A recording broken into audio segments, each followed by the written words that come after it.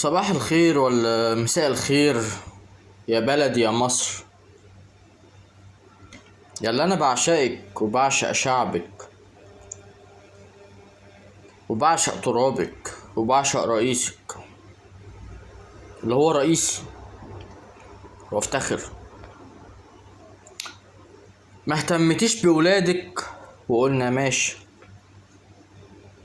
ضغوطاتك عالية معلش اعذروها.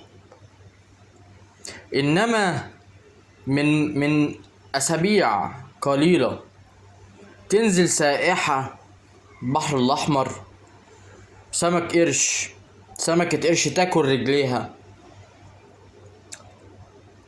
ومحدش يسأل فيها اصلا.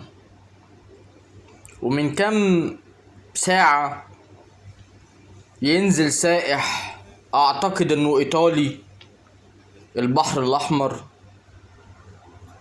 ويفترسوا سمكة قرش امام اعين الناظرين على الشاطئ، والكل بيصور فيديو. ويجي واحد من غفر السواحل لا معاه مسدس ولا معاه اي بتنجان وبمركب ملوش اي 60 لازمة، لو السمكة خبطته بديلها هتقسمه نصين، ورايح بيطمن السايح اتاكل ولا لا. ده يعني في عايزة اكتر من كده ايه يا مصر؟ كفاية ان اقتصادك وقع وكمان السياحة تقع. لا كده حرام، كده كتير قوي، بجد كده كتير قوي. زودتيها قوي يا مصر، زودتيها قوي. كفاية بقى، حرام كفاية.